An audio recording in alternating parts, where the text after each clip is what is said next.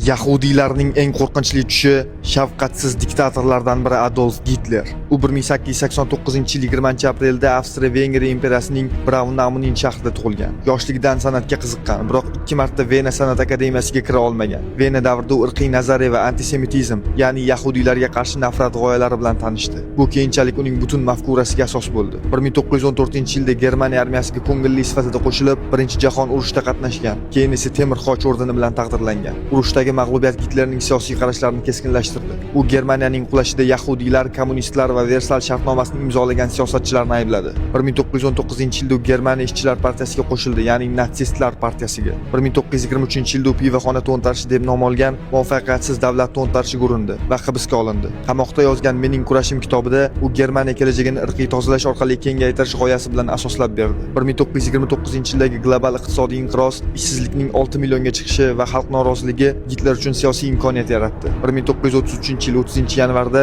u Germaniya kansleri etib tayinlandi. Shu yildan boshlab Germaniya tezda totalitar davlatga aylandi. Siyosiy partiyalar taqiqlanib, Gestapo, ya'ni maxsus politsiya tashkil etildi. Matbuot va san'at qat'iy nazorat ostiga olindi. Gitlerning maqsadi Yevropada birlashgan nemis xalq imperiyasini yaratish edi. 1936-yilda u Versal shartnomasini ochiqchasiga buzib, Rentlandni harbiylashtirdi. 1938-yilda Avstriyani Germaniyaga qo'shib oldi. 1939-yilda Chexoslovakiyani bosib oldi. Shu tariqa Gitler Yevropani irqiy jihatdan tozalash rejasi uchun siyosiy maydon tayyorladi. 1939-yil 1-sentyabrda Gitler Polshaga bostirib kirdi. Bu Ikkinchi jahon urushining boshlanishi edi. 3 haftada Polsha taslim bo'ldi. 1940-yilda Germaniya, Daniya, Norvegiya, Gollandiya, Belgiyani bosib oldi. Keyin Fransiyani mag'lub etdi. 1941-yilda esa Barbarossa operatsiyasi orqali Sovet ittifoqiga hujum boshladi. 4 milliondan ortiq nemis askari qatnashgan bu yurish tarixdagi eng yirik harbiy amaliyotlardan biri bo'ldi. Gitlerning yahudiy masalasining yakuniy yechimi deb atalgan siyosati 1941-yilda amalga kiritildi. Bu qarorga binoan Yevropa bo'ylab yahudiylar sistematik tarzda yo'q qilinishi belgilangan edi.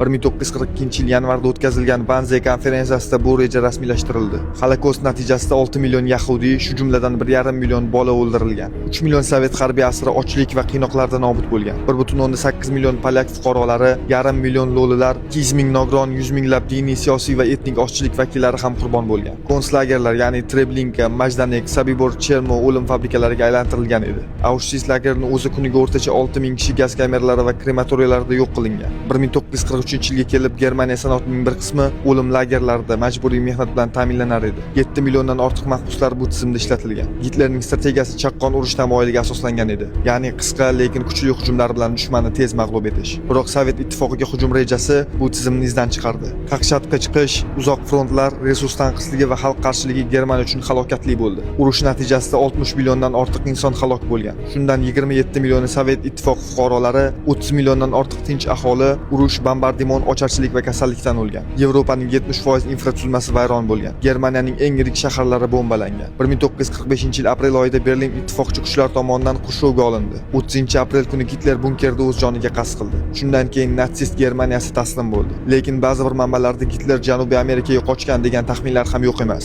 Lekin bular shunchaki taxmin. Gitlerning merosi insoniyat uchun og'ir saboq bo'ldi. Uning mafkurasi asosida sodir etilgan urushlar va genotsidlar nafaqat Germaniyani, balki butun dunyoni o'zgartirib yubordi. Uning nomi bugun mutlaq diktatura, insoniyatga qarshi jinoyat va nafrat mafkurasining ramzi sifatida eslanadi.